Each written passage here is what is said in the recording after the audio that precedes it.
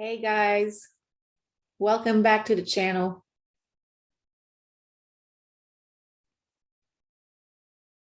I think there it goes. Hey guys, welcome back to the channel. This is Nathalie. I'm Nathalie B. I'm your host tonight. I'm a Texas A&M master beekeeper in Austin, Texas. I have got about 10 years of experience in all kinds of hives. We manage right now with Les Crowder over 300 colonies in over 40 yards, mostly Tabar hives, but we also have Langstroths, Layens, Longlangs, Warre, barrel hives, all kinds of hives. So we're kind of trying to get our hands in all kinds of different scenarios. So we have the experience and we can speak from that experience when we give you answers to your questions.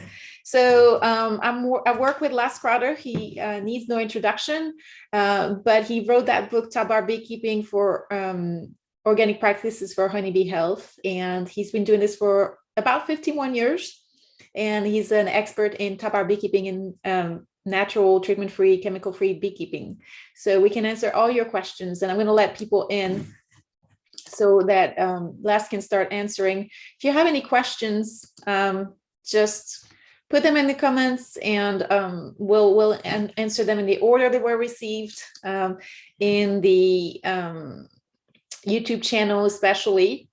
We encourage you all to join us on YouTube live so that we can grow our community and get our message out there. And I just want to say welcome to Les Crowder. Welcome everybody that's dialed in tonight with us. It's good to see you guys, our apprentices or friends from Texas and beyond. We've got Bruce Rodriguez from Swarmstead Bees and Gardening. He's with us, and Monty with Suburban Sawduster. Thank you for joining us again tonight. It's good to see you. James Arnold is here on YouTube as well. And Les, let me kind of place a word in because I'm talking and I'm not letting you jump in. So welcome, Les. Thank you. Well, good seeing everybody. Hey, Brad. We talked about what we were going to talk about as a theme for the day, and right now we're trying to get to what I call triage for winter. So we come to a hive and we decide, can we get it through the winter pretty much as is? A lot of them fit in that category. Some may need to be combined. Some maybe just need a little boost. Some have some spare that they can boost another. And so we have to decide, and it's time. You know, bees respond to several clues as they wind down. One is day length. That doesn't vary. That's steadily decreases now. In December 21st, it'll turn around, but it won't increase very much until January, February, March. And then the days will start getting longer. And the bees respond to day length. They really are prone to swarm when the days are getting longer. And they're not as prone to swarm when the days are getting shorter.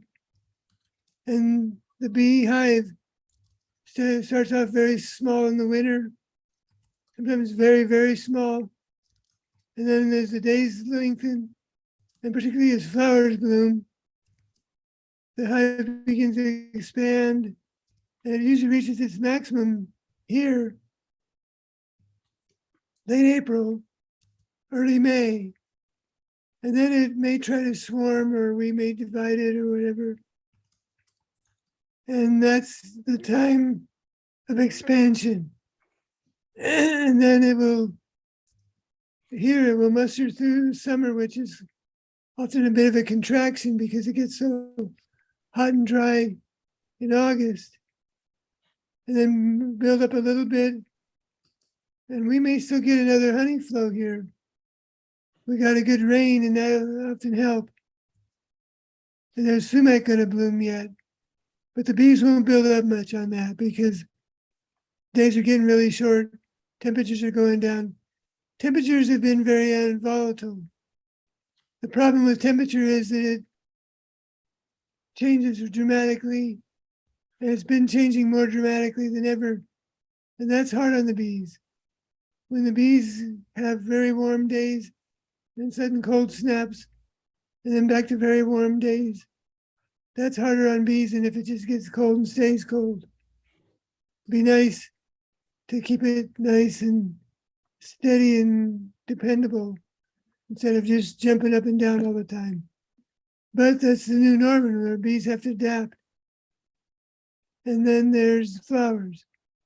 When there's flowers blooming, that encourages them to expand, raise more brood.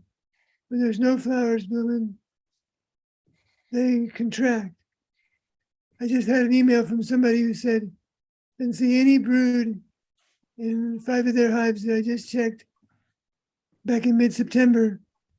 And they looked pretty good. They all had brood, all had honey. He said he didn't see any honey, and there's no brood whatsoever. So I'm a little concerned. I'll go check them out pretty soon. If there's no honey, that's a problem. Mm-hmm. He's going to need to feed him or something to get him through.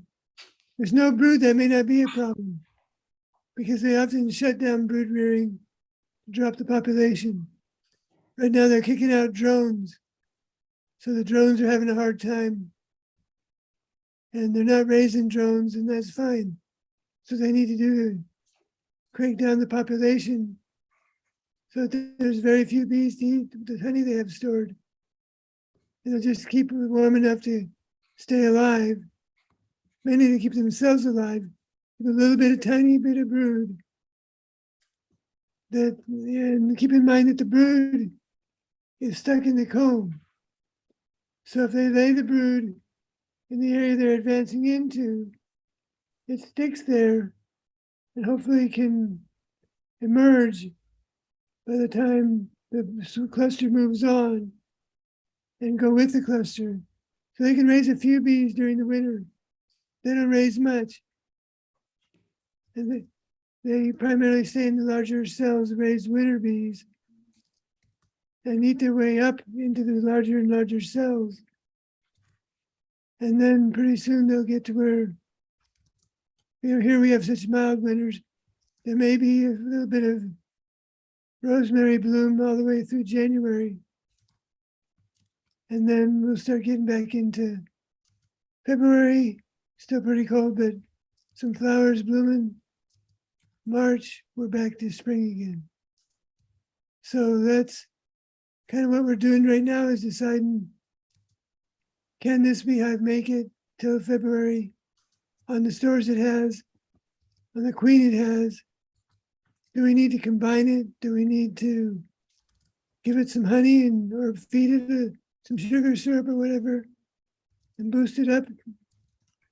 And for this area, what I like, I'm fine with 7. I'd like to see 9 combs, the fair amount of honey in some of the back combs, and brood and honey in the mid combs, maybe honey again in the very front comb. That's what I'd like to see. But if there's 7, that's still fine. I've seen them over winter fine on 4 combs. But that was pretty touch and go. That's only 4 combs of honey. If they run out, they're pretty much dead in the water because there's no flowers. So if they have 5 combs, I'm going to try to boost them up, either with feed or give them some combs of honey from the bees that have. We have some bees that have 12 and 15 combs of honey, so they can spare some honey to give to their poorer sisters. I don't know if that's communist or not, but from each according to his ability, to each according to his need, is a quote from Karl Marx. But we may do a little equalizing and help out the poor bees, because sometimes it's location that causes that, not the bees' fault. And we'll try to get them through winter, and then in the spring, see if they stay poor, then hopefully we can get them to requeen themselves, or we can requeen them. So less careful, you're going to be called a communist beekeeper before you know it. Just be careful. By the way, I want to welcome all our friends. Ralph is dialed in from Australia. Hi, my friend. Brad, of course, is right here. Juana, welcome. We're happy to have you. Deborah, I saw her face just a second ago. And I'm happy to welcome also Timothy in Japan. That's coming to join us every week. So it's really cool to have you all join us. We have 8 people watching on YouTube, on Zoom, and no, on YouTube.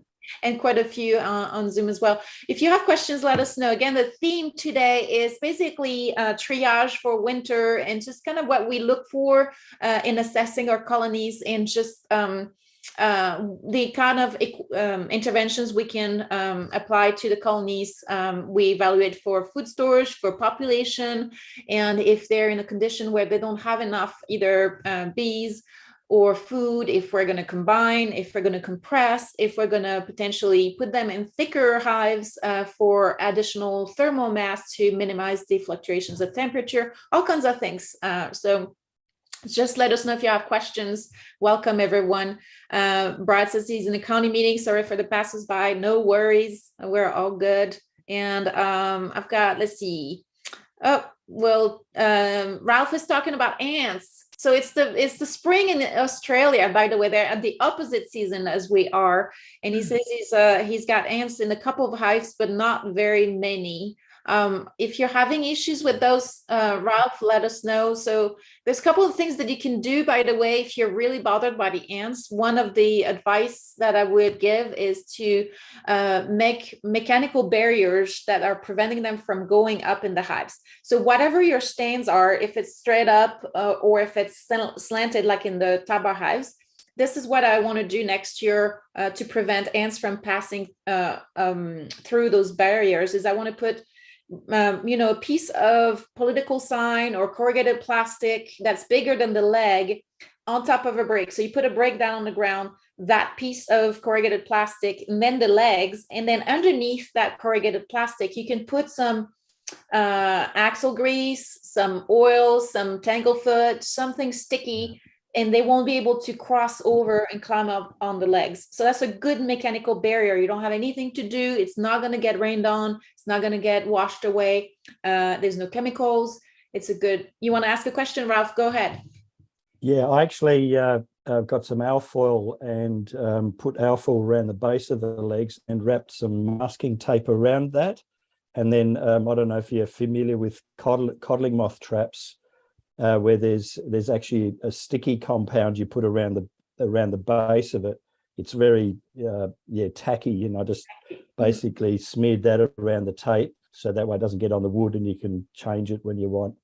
Very good. So I have to keep an eye on that for now. So that's a good suggestion. Thank you. We have a product called Tanglefoot that does something similar here in the US, where you can apply it directly to the wood, or you can wrap it with, I don't know, saran wrap or some paper or something, and then you smother that around it. But sometimes it gets a little less tacky with rain. So that's kind of why, if you have it underneath, that's another option. Okay. And then the other thing, what was I going to say? I know John Swan from the Hive Jive podcast, he used in a pinch, he had those fly papers, those tubes that unroll themselves and then they'll stick to forever to everything. I mean, I know I've gotten them in my hair before, so it's no fun, but that can help with some of that. Hey, Brad, thanks for showing the room. Hopefully we're not too loud. But yeah, so that's a couple of ideas there for the ants. Let me see. We do have to keep vegetation trimmed.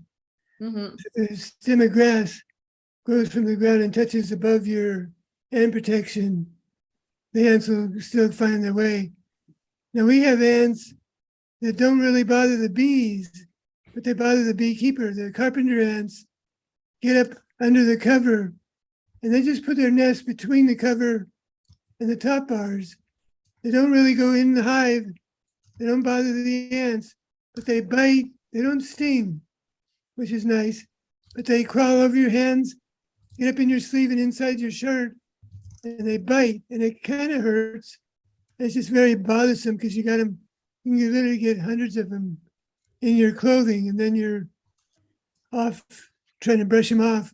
So I discourage them, and I find that smoke discourages them, and cinnamon powder prevents them from coming back quite a bit. They don't like the smell of cinnamon. But there are ants in Jamaica that really attack the bees. But here in Houston area, in Austin and San Antonio, we don't seem to have ants that really hurt the bees. It just bother the beekeeper. Yep. So that's for the ants. Thank you, Les, for that insight as well. Let's go back to the winter preps and the triage. As James is mentioning that North Dallas is actually calling for a light freeze tomorrow night. And I was looking at our temperatures, they would go down to the 43 Fahrenheit, which is probably like, 8 or 10 Celsius. And so what else do we need to look into? Well, insulating your hive. If you've got Langstroth hives, they're very poorly insulated. And the top, in particular, if it's just the inner cover, which is masonite, and then a piece of masonite in metal, it's a very, very poor insulation. So you want to probably consider putting some on top of the hive, even in that case, if it is foam plastic, because it's over the metal, so it doesn't really matter. But just to help keep the heat, because the top is where all the heat is rising, and where you lose it the most if you don't have some insulation on top of the hive. We make our hives out of 2-inch lumber, and that helps quite a bit. We don't really have the cold winters. Where I used to work for a beekeeper in New Mexico, about halfway through the state of New Mexico, my boss would insulate the bees in the northern half and not insulate the bees in the southern half. And that's back when we had colder winters. Nowadays, it seems like we're having warmer winters for the most part, with an occasional really intense cold snap. But what we would do is they sold cardboard wrapped in black plastic that was about 3 inches bigger than the beehive all the way around. So we'd put those around the beehive and then stuff it full of hay between the cardboard cover and the beehive, all the way around all 4 sides. And then just leave the entrance. They had a flap that left the entrance open. Make sure the bees can come and go. But it can be, you can insulate the hive. But the main thing to insulate is the top. And the top of our hive, you could throw a blanket or a burlap sack and a bunch of hay. I've piled hay on top of a topper hive, 6, 8, 12 inches deep. And then squish the cover down over that. Make sure that the cover doesn't drip onto the hay and soak the hay, because the water will soak up and eventually, by capillary action, soak the whole mass, the whole mat of hay. So you want to keep that hay dry with the cover, and that can offer a good insulation. And then in the spring, when you think you're done with needing to insulate, you can just throw it down and let it be mulch under your feet.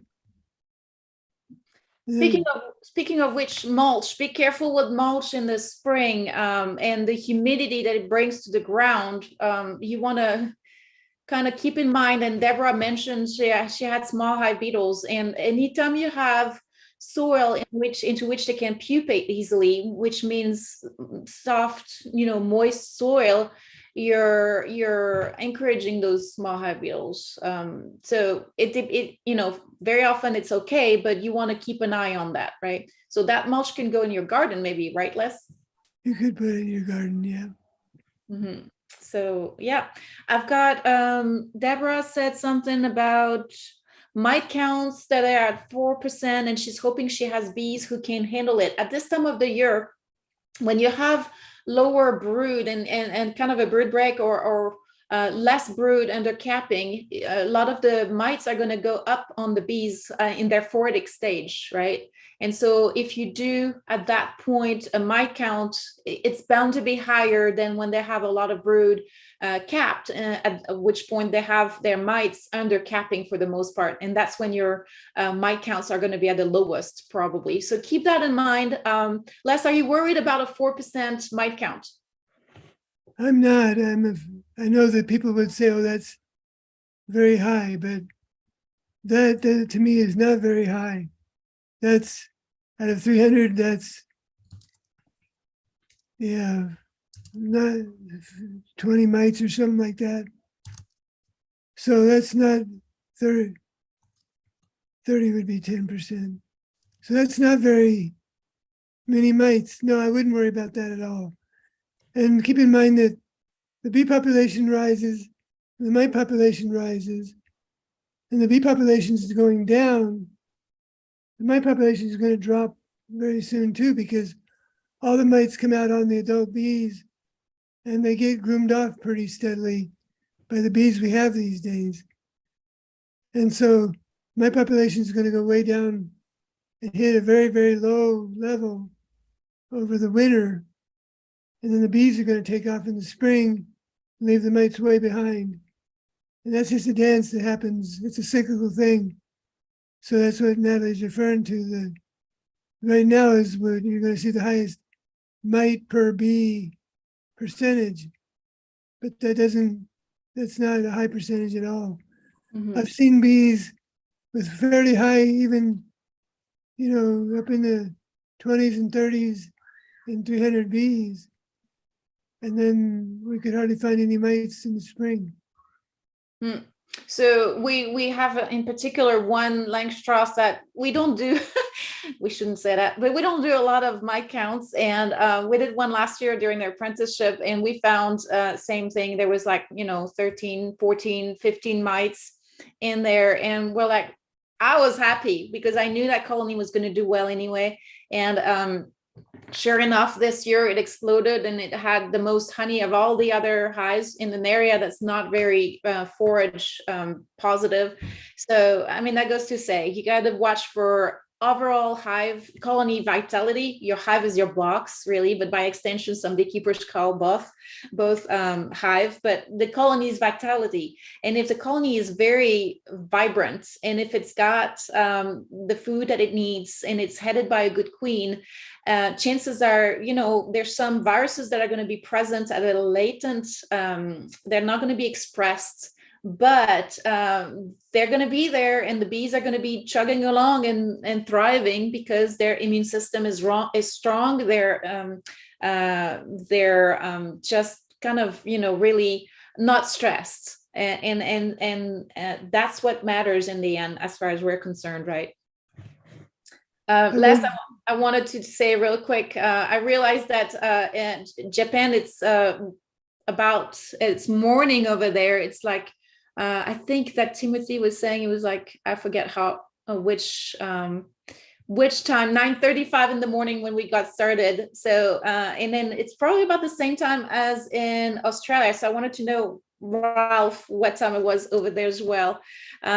Monty in where is it? In St. Louis, Missouri, says they're going to have a hard freeze tonight, Les, and so their foraging season is basically coming to a close. I've been watching some of your videos, by the way, and you're wearing still the light cowboy shirts kind of a thing. So I don't think it was that cold that long ago, but it sounds like it's turning on you. So Les, what else can we do in preparation for winter? Well, we do occasionally come to a hive that maybe hasn't had a fairly poor queen. The laying pattern wasn't very good.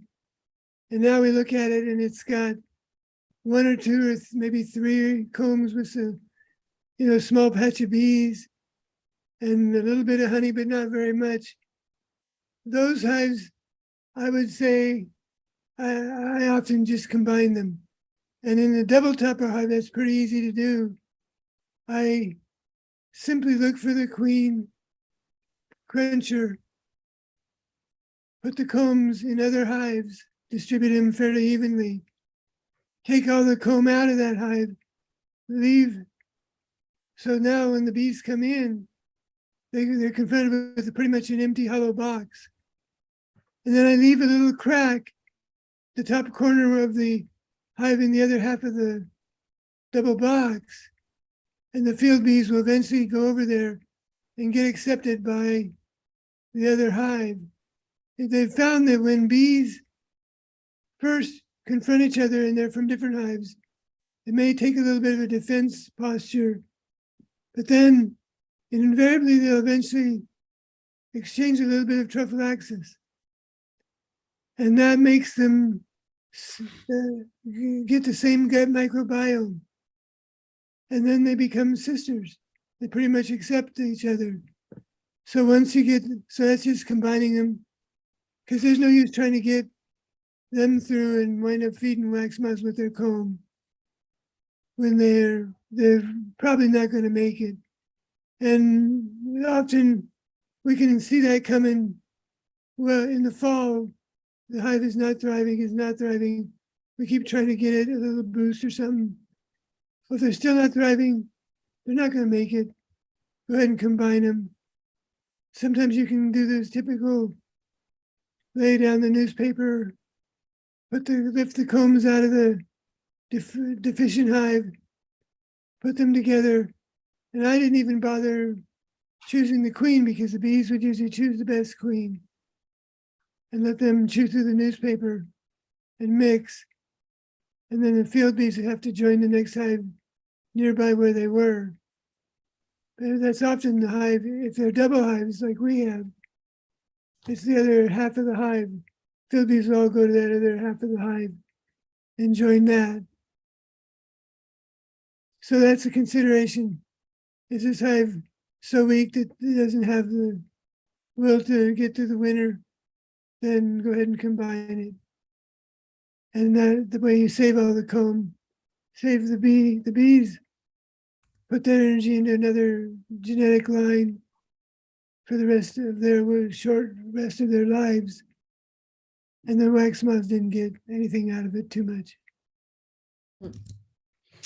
So Les, I might have missed something. I had to step out for a dog emergency, but did you talk about compression? We're talking about, Ralph is laughing, everybody's laughing. But did you talk about compression? We talked about merging them and insulation and all this stuff. How about compression?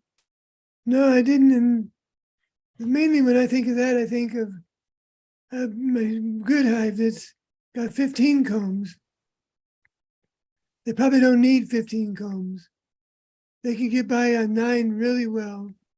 So where do I get rid of their excess comb? It's another C word. Compression could become communism. Yes. We give away. Stop it. We want people to come in. Well, I'm just saying, we're going to start helping the weaker hives with their stronger hives' honey.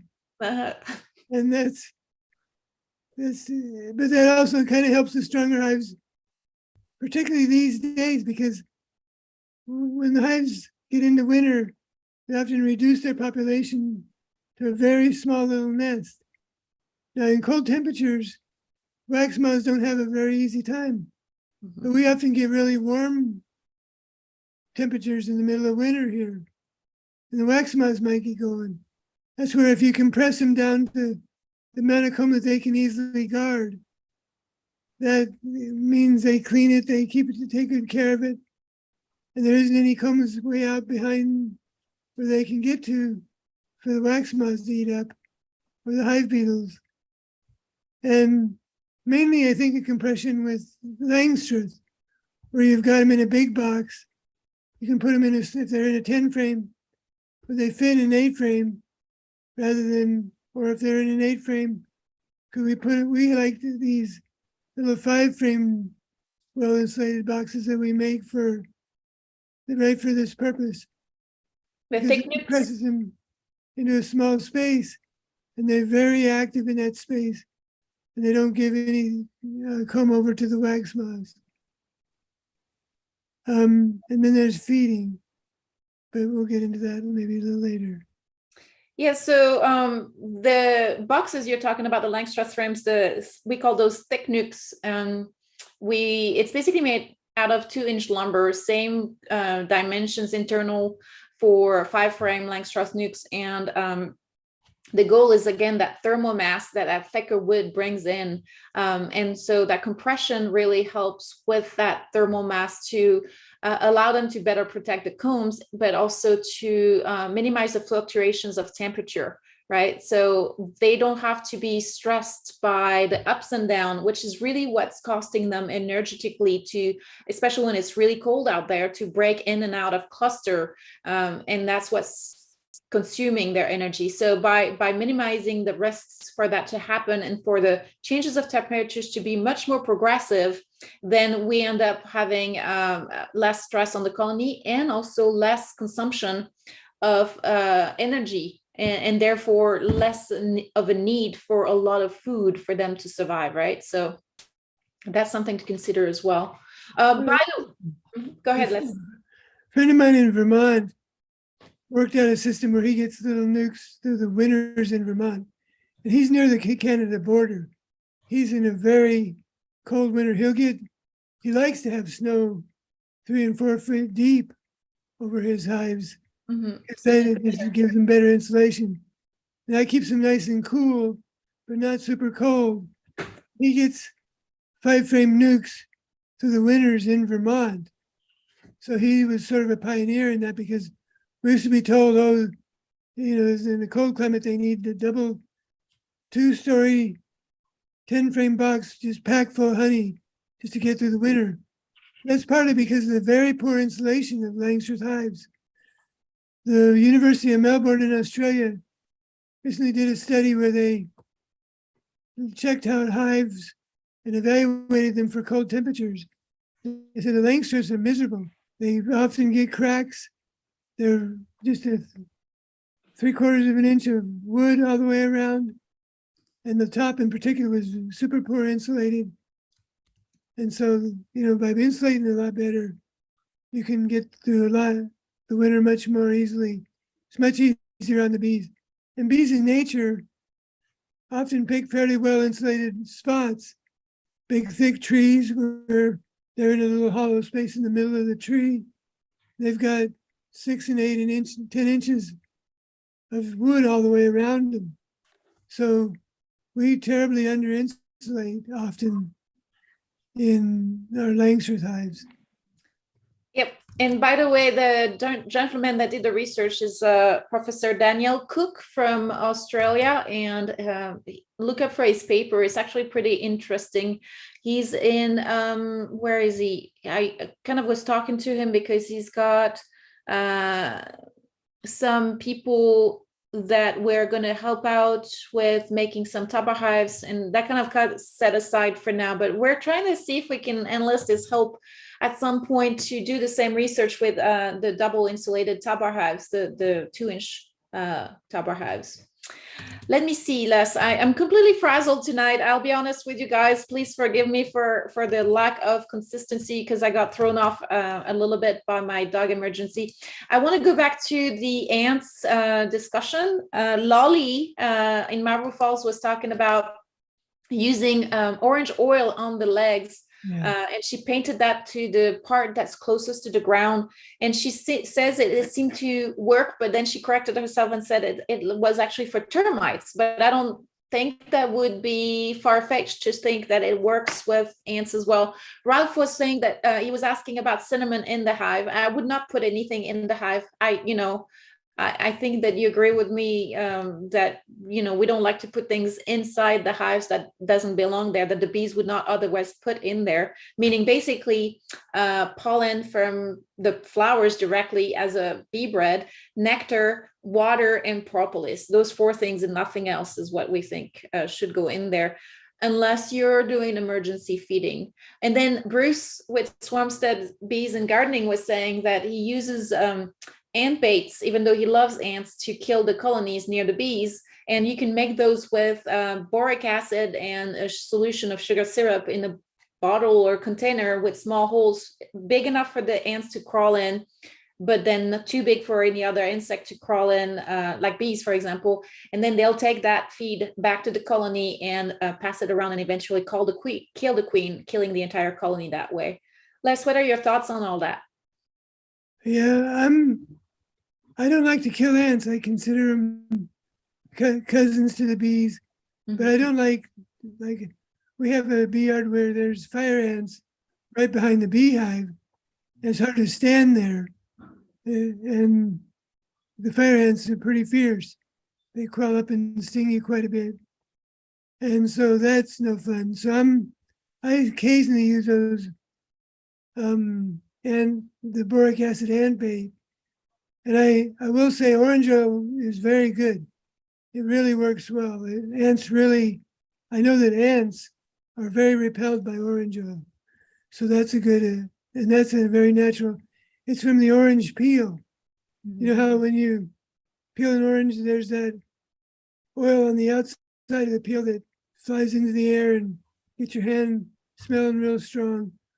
That orange oil, they use it as a cleaner, and it's really ant repellent. So that works really well. And I sometimes buy it for the yard here because we don't want the little girls getting stung by fire ants. Mm-hmm. You can use fire ant mounds to help clean wax moths out of a box. Wax moths get going in a box, take it off, set it on a fire ant mound, and there will be no wax moths left in that box in a few days because the fire ants are very predatory. They prefer, and as a matter of fact, when you put a ant bait out for them with boric acid, the more effective bait is got a little peanut butter or oil in it because they're not as attracted to sweets as they are to protein and oil because they're predator ants. They like to find other animals and eat them and eat their fat and their protein. So they're more attracted to peanut butter and olive oil, coconut oil, that kind of thing. So I mix that in with the powdered sugar.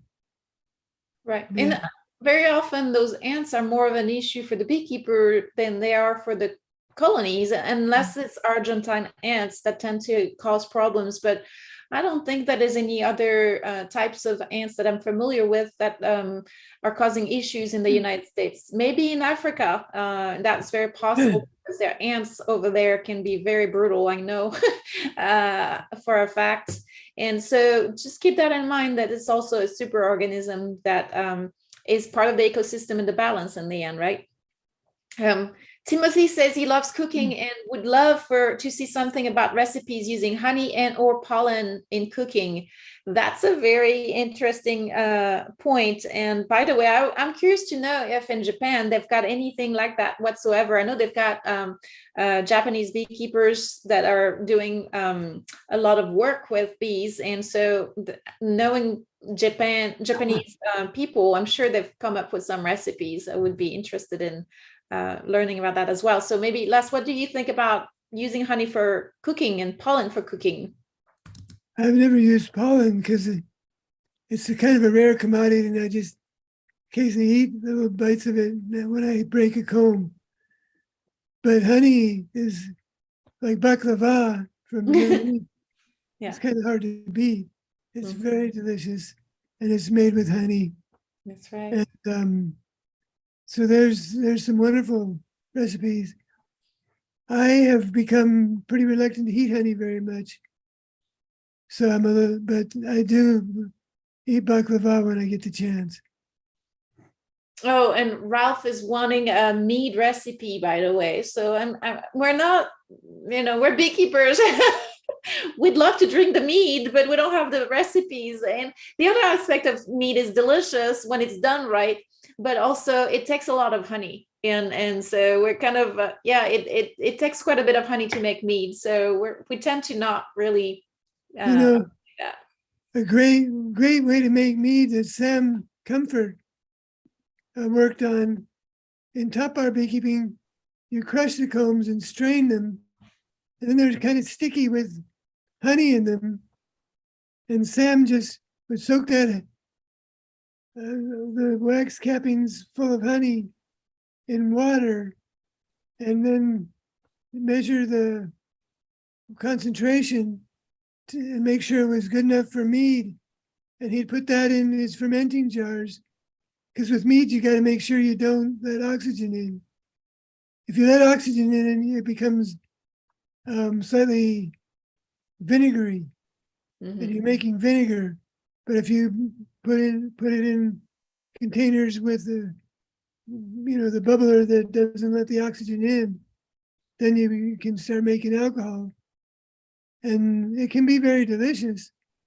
I've had some mead that I've had to be very careful with because it tastes delicious, and next thing you know, you're like, whoa, this is going to be a bit much. I wasn't prepared for that.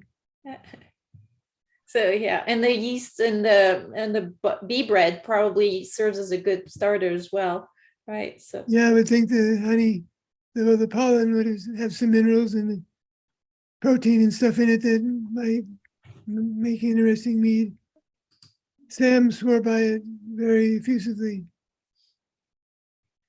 That's what I meant, was the byproduct after you've extracted the honey.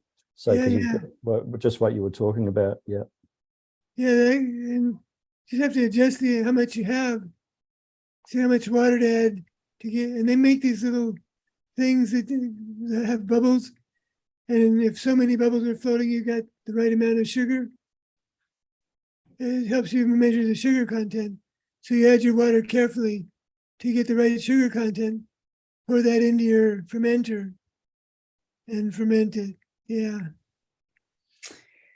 So I wanted to circle back. Naveen was asking about the combination of two colonies, and she wanted to know which of the two queens, would make it, and if she had heard right that you were letting the queens fight it off, Game of Thrones style, in the hive. Well, it depends. So if I've got 2 weak hives that I think are genetically viable, but there's just not enough resources to get them through the winter, I might combine them and let them fight it out. Let the bees decide. But generally, when you combine, there's the hive that's staying home and the hive that's being combined into it. The hive that's being combined into it is on a weaker footing already because they're losing their home and joining somebody else's home. And so that's them on a weaker.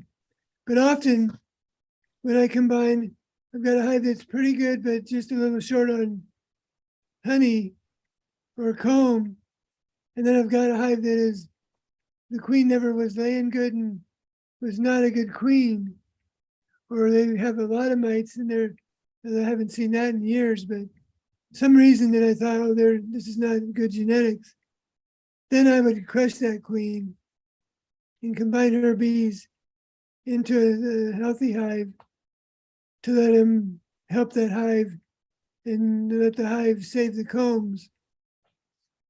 But if there was two hives that were, probably going to find, but just so small that they weren't going to make it, I might combine them and let the bees decide who gets to stay and who gets tossed out. But and it's often the bees that decide, it's not the queens. Queens may get together and fight, but often the bees will ball one queen and keep one queen.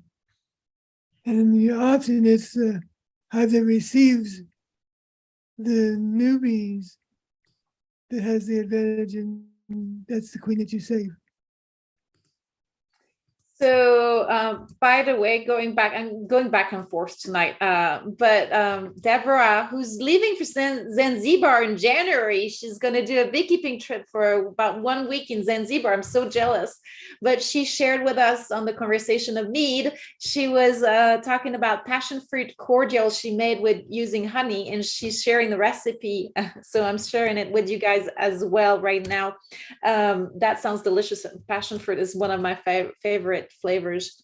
And then I think it's Richard, RL Chumang 93. We had meeting our last club meeting. Not going to say who, what, when, but it was delicious. Well, don't mind me if I do. That's what I say. I want to say hi to Ashley in San Antonio. And also Monty said, circling back to the theme for tonight, which is triage for winter, high of 49 Fahrenheit today. I'm reminding you it's in Missouri. Highs of 80 Fahrenheit plus. So a big swing. It's going to be cold today and then hot again next week. So he's alternating between shorts and long sleeves a lot lately. That's funny. Yeah, that's kind of what we do in the span of an entire day here in Austin. You're in, hat and scarf and gloves in the morning, and then you have to shed it all off for flip-flops and tank tops in the afternoon. So that we do that in the fall and in the spring. So the bees are in for an interesting ride as well during those transitional periods. What else, Les? What else? I've got Deborah that's actually saying that she thinks her bees are probably have enough stores, but she has a leftover candy board, which she will put on the hives because moisture is more of a problem here than cold. So I'm guessing those are Langstroth, and that moisture gets sucked into the candy, making it softer, allowing the bees to consume that candy board while controlling the moisture over the cluster, right? Right, that sort of prevents the moisture from condensing on the top bars and dripping down on the bees and getting moldy. If it absorbs into the sugar and they eat it, it at least gives the moisture somewhere to go. So that's an interesting idea. It may be in lieu of feeding, because sometimes we have some bees here. Speaking of San Antonio, just going to look at somebody's bees, had a fair amount of honey, but they've really contracted and they've eaten a lot of their honey. There we may opt to go ahead and feed them either honey or sugar syrup, depending on the beekeeper, what the beekeeper has or wants to do. I'm not averse at all to feeding them honey, but I also am not averse to feeding them sugar syrup if that's what you have. And then make sure that they make it through the winter. And then hopefully next spring we can leave more. Next fall we can leave more, not repeat that pattern over and over again. But we may need to feed them up a little bit, and the time to feed them is now. It's not to feed them, not much use in trying to feed them in December. Maybe we'll have some days where they can eat in December, but that's when they're often pretty tied up in their cluster. And it's getting pretty late to feed it then. In the winter, wet feeding is kind of introducing more moisture into the hive. So you have to be conscious of that. So you don't want to do a whole lot of the moisture feeding. And that's where the candy boards come into play, or the mountain camp. I think that if you're compressing them and you've got good insulation around them, whether it's through staple or horizontal version, like the layons, the top bars, the lazutines, all the long langs, all those things that have the ability for you to have much thicker wood than if you had to lift those boxes all the time, then that's going to help with that as well. And I'm not going to need as much food emergency wise. So last year I was able to overwinter a 3-frame poultry, basically this size colony into one of those thick 5-frame Langstroth nukes with barely a full frame of food. And that added insulation really helped as well. So that was, I know that was not cool to let them overwinter that way, but I was like, well, what am I going to do? Take away from the resources from the other bees? If you feed them sugar syrup, you're actually it's very demanding on their metabolism for them to process it, right? Because it's not nectar and they have to dehydrate and all that stuff. So it has a trade-off. You're not necessarily helping them as much as the amount of food that you're giving them because there's a trade-off. But the point is, they were just kind of an experiment. I wanted to see if those thick nukes were going to make a difference, and they made it through without any problems. And that was a pretty cold winter. Of course, everything is relative. We're in Texas, so of course the people in Australia, or I mean in Canada and in some of the northern areas might not think that's a cold winter, but it can get pretty cold, right? The problem we have here is the cold snaps. So it'll be 80, and then a few days later it'll go down to 20 degrees or 13 degrees, very cold, and then get back towards 80 again in a week or so.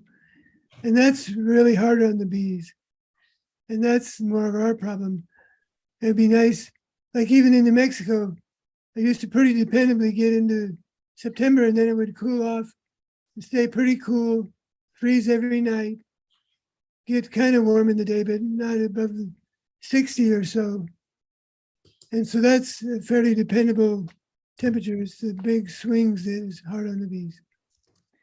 So the other thing, we talked about the ants, but for winter preparations and triage, the other thing that's very important, and that happens even in suburban areas, it happens mostly in rural areas and in the fields, is you have very often rodents, especially little field mice that are trying to get into the hives.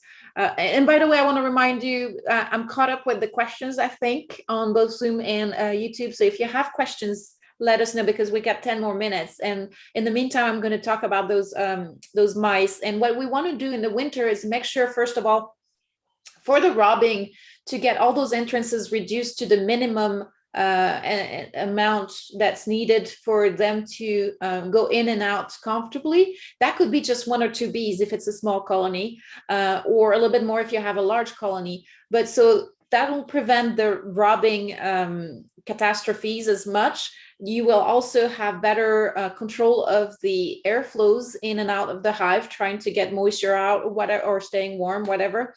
And then the other thing it's going to do, it's going to prevent those critters from getting in. And this being said, the mice are very resourceful, and they can flatten themselves really small and get into the smallest of holes. And everybody's laughing. I see Juana and Deborah shaking their heads.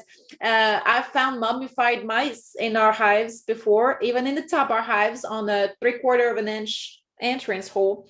And I found mouse nests in the Langstrath, even on the this size entrance. So you just want to be careful, because they can get in really readily. What we recommend against those is either those very small entrance reducers, that have just like a bridge of little holes for the bees, for the Langstrath, the metal piece that you put on your hives, or you can use some of that 1/2 inch wire mesh, basically for fencing things, but it's 1/2 inch, and you staple it over your entrances.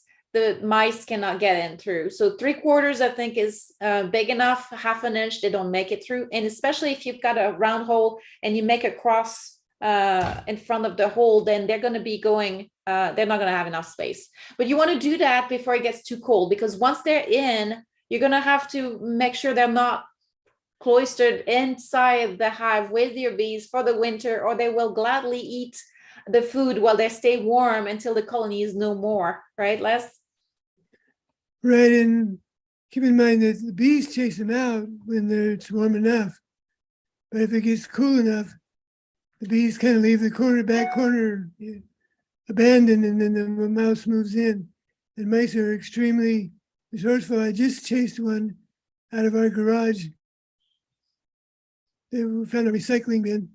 They may be the meat that'll inherit the earth if we're not careful. The ants and the bees, actually.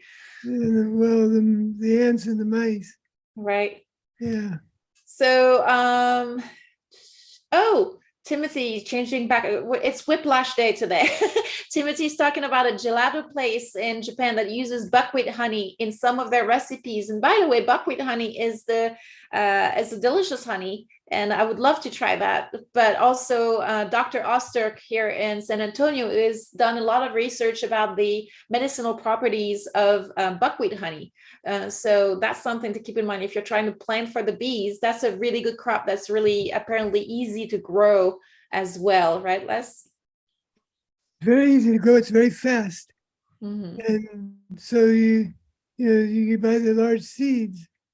You just work them very lightly into the soil. If they get rain or you water them or whatever, they just burst into bloom fairly quickly. And if you have chickens or turkeys, I've seen you let it go to seed and it gets heavy with seeds. And they go up and they put their beak on one side and they just pull the seeds off and eat them. You don't need to feed your chickens for a while because very nutritious. Buckwheat groats are very common food for people in much of Europe and particularly Eastern Europe. They eat a lot of buckwheat and it's delicious and very nutritious. It's a seed, it's not a grain. It's a flowering plant. It's not a grass. And so buckwheat is great in it. When it gets in full bloom, you'll just see the bees just working it all day long. You'll hear them in the morning, the first thing when it's still the sun hardly up. They're over there working the buckwheat. So, yeah, any chance you get, we've used it as a cover crop on fields. They can make a lot of honey. If you grow a field of it, you can feed quite a few beehives on that field. And it's a common cover crop anyway. It's fairly cheap, easy to grow. So here you go, Timothy. If you can find that in Japan, look for fleur de sel, that really fine, crispy salt that's skimmed off the top of the water, and that's really delicate. And you just put a few sprinkles on that honey gelato. And I'm sure that's going to enhance the sweetness and the flavors of it. I mean, I would try that personally. Monty says he puts 1/2-inch hardware cloth over all of his layence entrances as a permanent mouse guard. He finds the bees also make use of it for landing. And his entrances are 1.5-inch round. So yeah, that would be probably about this big. And then you have several little squares going through, I'm guessing. So this is smart. And Deborah saying, the mice are too interested in getting in my house to get in my hives. Yeah. That's where you get barn cats, right? So we mice, I've seen mice jump. Yeah, little tiny mouse, very small mouse jump like 4 feet in the air, crawl straight up a wall, go through a hole so tiny you couldn't believe it, get through, and just dive through it as if it was easy. So keeping them out of your house is all but impossible. They're very good at getting into anything. And they love honey. They will get, if they can find their way into your supers, if you're storing supers, they'll make a mess of them. And who wants my mouse poop in your honey supers? Because they make a terrible mess. Yeah, and once they're in, I wouldn't trust the honey for ourselves, human consumption. And then I'm not even sure I would trust it for the bees because, wax is lipophilic and it absorbs not only fats, but also smells very often. So you don't want that stinky wax. I don't think the bees like it much either. So we're going from gelato to mouse smells, right? So this is kind of a whiplash day again. I wanted to encourage you guys to take a look at a couple of things when you have time. First of all, I encourage you to subscribe to our channel on YouTube and get those notifications so that you know when we're going live. We would love to have you join us from YouTube so we can build that channel and get our message out some more. It could even run in the background of your Zoom videos. And then I want to encourage you to go and take a look at some of the content from Swarmstead Bees and Gardening and Suburban Sodbuster. So both channels are very interesting and treatment-free, basically for Bruce's channel, and then Monty's channel, the second one, he's got a lot of info on layence. So if you're a layence beekeeper, I really encourage you to go and take a look as that. And then Bruce pointed out a couple more channels that are really good for people that are keeping their bees treatment free. It's something 268 Dirt Rooster. I don't remember what the beginning of the handle is, but look for Dirt Rooster bees and you'll find a channel. And then JP the Bee Man, he was pointing out, those are huge channels with a lot of content. So that's another couple of resources that you might be interested in. We've got 1 more minute for last minute questions. Last minute, literally. So speak now, forever, hold your peace. But Deborah says, I don't think 1/2 inch will work. 1/4 of an inch is the smallest hole for a mouse. Okay, so yes, yeah, I don't know how that works. A 1/4 is smaller than the bee space though. So if you have a smaller than the bee space, that means Bees may not have a hard time. Yeah, that might be really hard for them to get in and out. So that's drones in particular. So you might need 5 inches. You can buy wire mesh that is 5 wires to the inch. And that's big enough for bees to get through pretty easily. But yeah, we'll work on that. But 1/2 inch can work fairly well. I've not seen mice get to it. I don't know. We'll have to work on that. Yep. And then you don't want those drones to be stuck into the hives when they're trying to kick them out, because then that's going to clog up your entrances. That's another thing that you might see happening at this time of the year in the Northern Hemisphere is just kind of the drones getting kicked out. And very often people mistake that for basically robbing and fighting in the hive, because it does look like an all-out war, and they will drag their poor bodies out the door and just even tear them apart if they have to. So just kind of keep that in mind. With that being said, we're actually 1 minute past. If you want, if you like this content, please just follow us on YouTube and like the videos. That will help us out. And we'll be back next week. We want to thank you very much for all your questions, your insights, your feedback, your comments, and for being here tonight. And anytime you can join us from Japan, Australia, Texas, or sometimes we've got Canada. Thank you so much, everybody. Safe travels to Deborah, to Zanzibar, and Les, I want to thank you above all, as always, for your time with us and for sharing your expertise and your experience with us with wisdom and patience. Well, thank you, Natalie, and thank you, everybody. We'll see you all next week. Have a good week. Bye-bye. Bye, guys. Thank you. Appreciate it, Ralph. Hi. Hi, guys. Have a good night, Brad.